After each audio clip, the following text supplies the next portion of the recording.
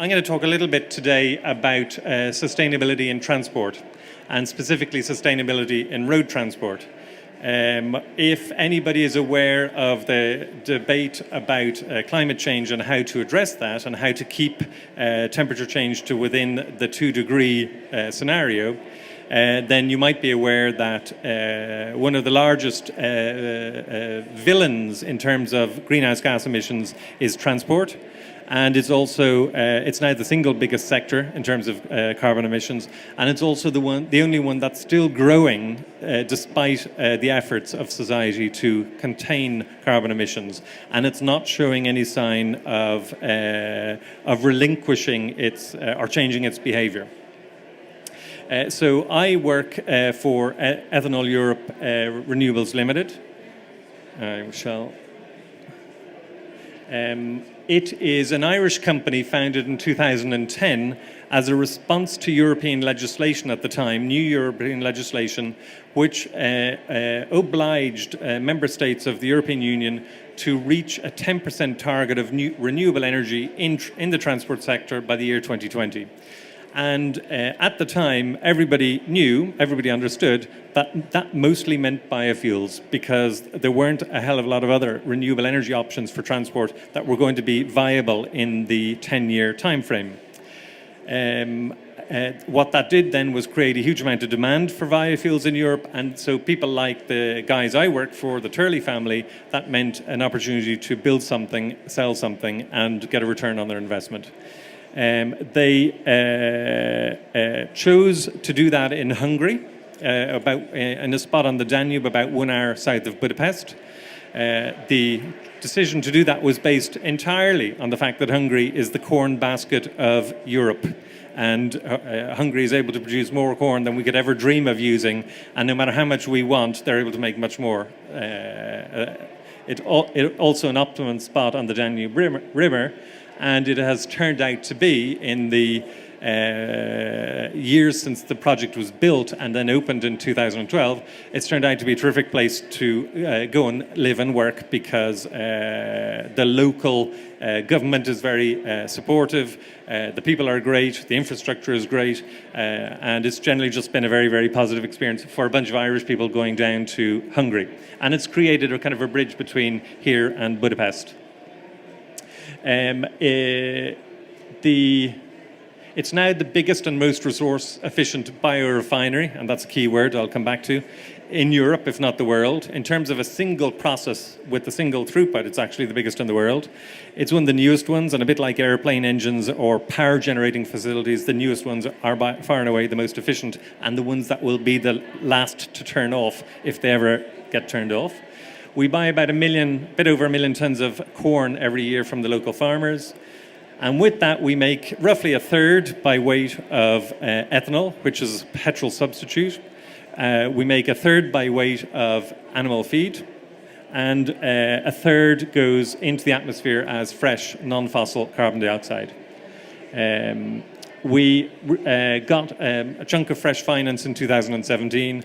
And this year alone, we're going to spend another 30 to 50 million on development at the site. And the development is a mix of improving the basic process and a bunch of disruptive, innovative projects that go around to turn it into a true biorefinery that's capable of using the basic biomass input and creating a whole range of very high-value, interesting things from it. Now, before, I'm going to give you a tiny run through a bunch of slides on the policy situation in Europe, which is very contentious. It's very contentious for us. We've been fighting tooth and nail on it for the last couple of years. I have been specifically. I'm responsible for lobbying the European Union institutions, Brussels, and for lobbying the Irish government in Dublin. And I use the word lobbying because I'm actually registered in the lobbying databases both in Brussels and in Dublin as a lobbyist, because if you talk to politicians or government officials, you actually have to declare yourself, which is a very good thing. And lobbying is something without which no legislation would happen at all. So I'm actually proud of what I do in that. And the other half of my time I spend on the innovative projects, because I'm actually an industrial engineer.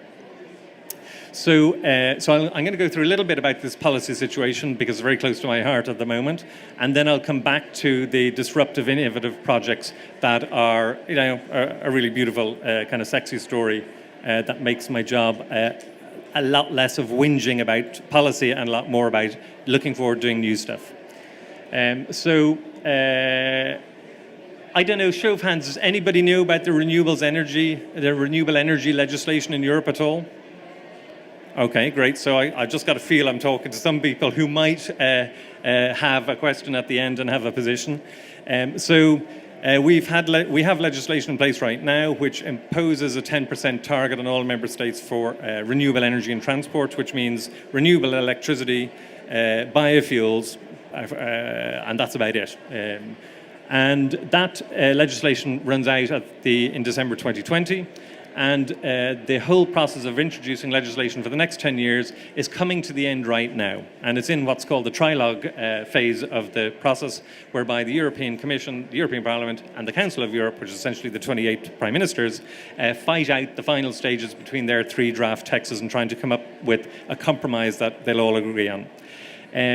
We are more than sure that what we produce as a substitute for petrol is a highly climate and environmentally friendly substitute for fossil-based petrol.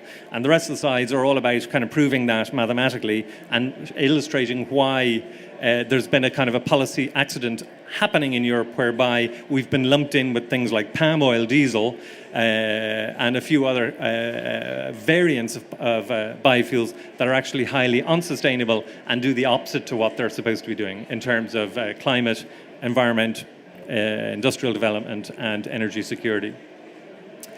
So the general trend for us is that the overall allowance for biofuels in Europe would be ratcheted down from 7% now to about half that. And then there's lots of variations on that depending on what draft text you're looking at.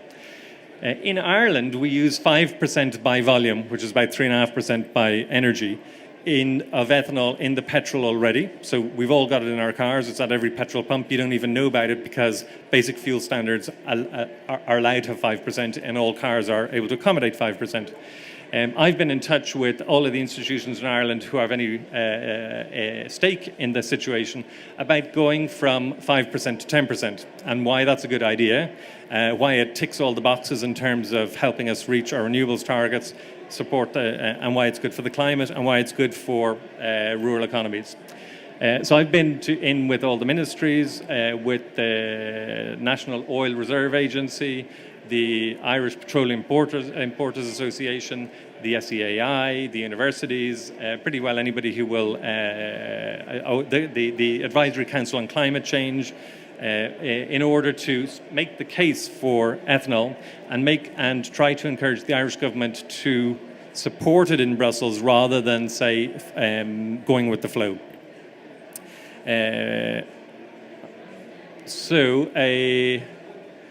That quick run through. The technical term for why people have concerns about biofuels is that they create indirect land use changes, unwanted, undesirable indirect land use changes. And to put that in its most kind of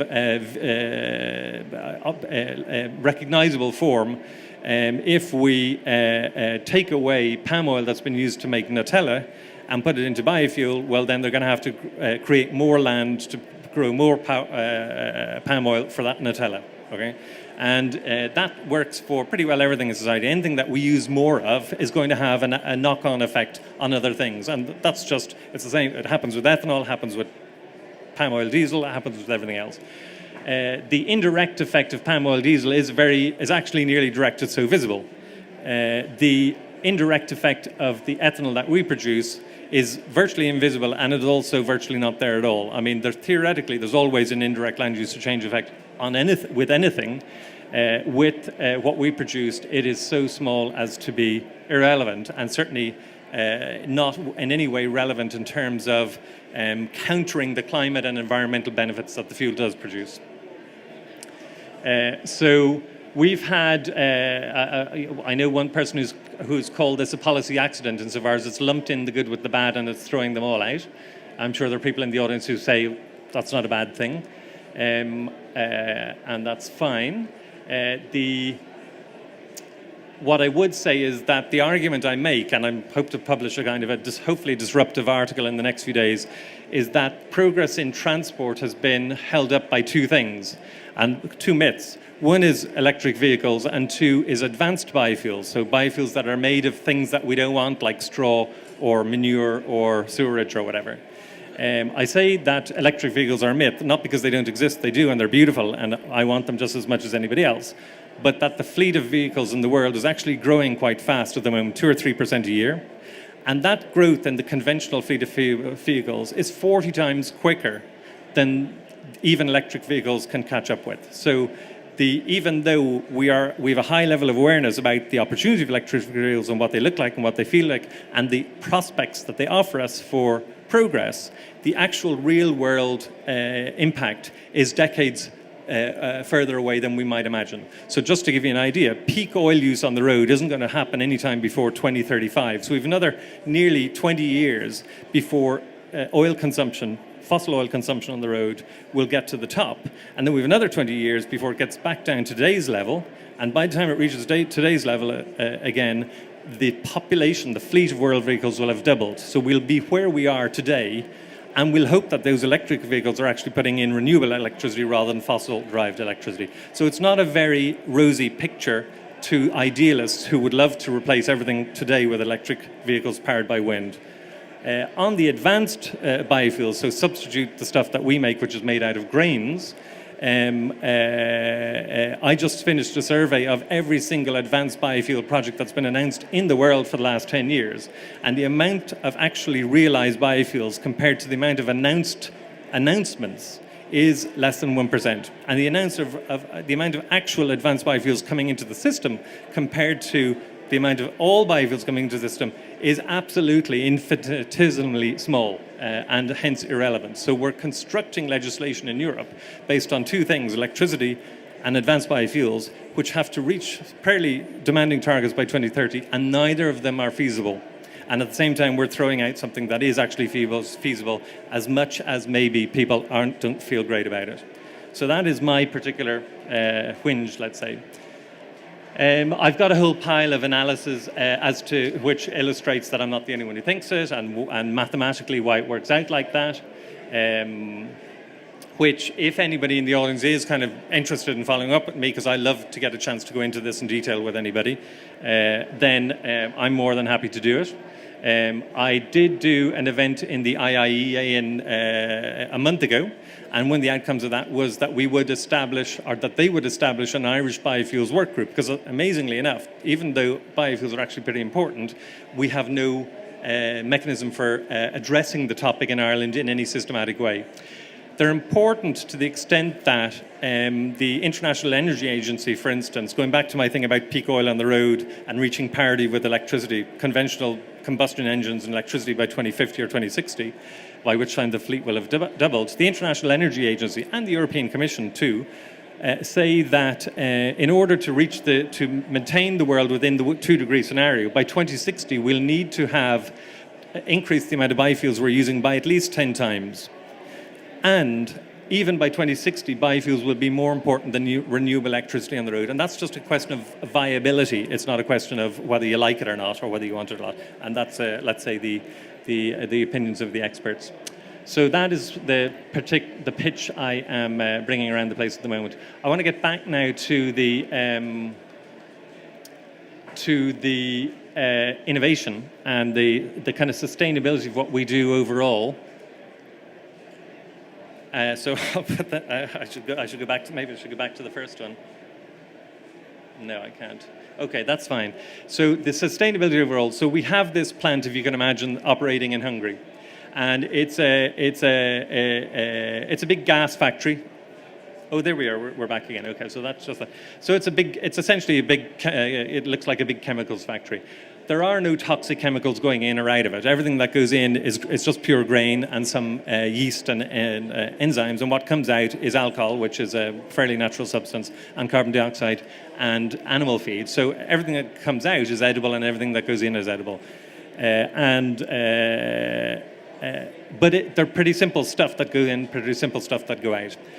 We sell the ethanol on roughly speaking, for about 4 times per ton than we spend on the grain going in.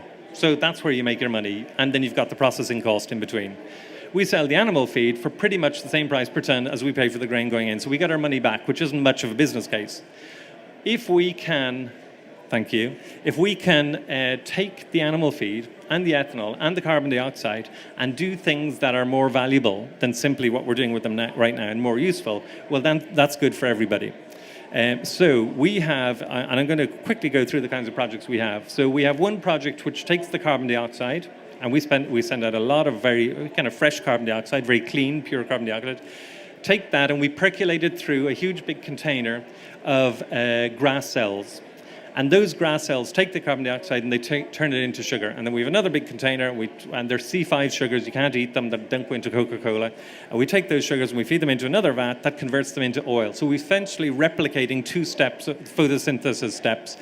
And we're able to, and the plan is to produce vegetable oils of your choosing, because it depends on the cell you use, you get the different vegetable oil. We can convert the carbon dioxide into vegetable oil. Some vegetable oils are very valuable, so we've actually got something, we're getting commercial return on something that we're actually throwing into the sky at the moment. It's a moonshot, it's a mission impossible, but we're actually making progress. With the fibers, and that's one of the things I'm very involved in, all that fiber that at the moment we send out as animal feed, if you can divide those fibers up into and isolate the different types of fibers within that, and then make them available to the markets as feed additives, food ingredients, health food ingredients, you've got an extraordinary business case. And instead of getting your money back compared to the price of the grain going in, you could get 1,000 times per kilo than you're getting for money going in. So we've launched a company, and the great thing about this is we're doing it in Ireland because we're an Irish company. Anything that we can do here, we are actually doing here. So we've new offices in Dublin, and we've opened a company which will be the business development arm of these dietary fibers, and they will be marketed to feed animals, pets, and humans the world over. We have a project to take the corn oil. All corn contains a little bit of oil. Take that corn oil and produce a kind of a corn oil milk with it, because milk is digestible. Now, it's not milk, but it's kind of milk, whereby the oil is suspended in water and can be absorbed easily by animals. Sounds pretty dull and boring, maybe, but it's actually highly valuable to people who have animals that are in very arid climates where there's a lot of heat and stress, very young or sick animals.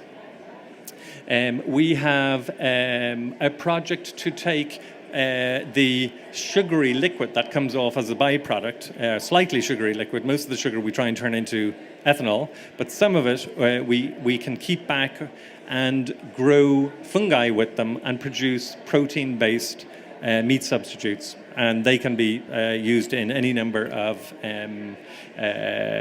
food and nutrition applications. And the last one, and then I'll close down, is the biggest project we tried to do was a €500 million project, which we've put on the back burner now, which was to produce ethanol in a region of Europe that was very poor and desperately needed the jobs and had essentially been desertified in terms of its agricultural activity. And so it would be the most sustainable ethanol in the world in terms of its credentials, its sustainability credentials. And rather than try and make fuel out of it, we would make plastic out of it. We'd make renewable plastic out of it. We contacted the biggest plastics consumers in the world, and they are Tetra Pak, Coca-Cola, and other names like that, the people who actually consume 5, 10, 15%. The single company can produce 5% of all the plastic in the world. And got them to join us on a project to the extent of expressions of interest, turning those expressions of interest into concrete commitments. And a concrete commitment is a commitment to buy your stuff for 10 years, because you can't get $500 million to buy a big factory somewhere unless you can get, you have got to match long-term output with long-term financing. The reason we couldn't get any of those huge big plastics consumers to commit is because they're making the plastic out of fossil oil, and fossil oil goes up and down like that, and nobody's going to risk saying, okay, I'm going to detach myself from the fossil going up and down and go on to your fixed price biomass-based plastic. So it's still a dream project for us. It's not dead, it's still there. We can revive it, we still keep it warm. And in terms of our position in Ireland, we hope to be kind of an emerging bioeconomy star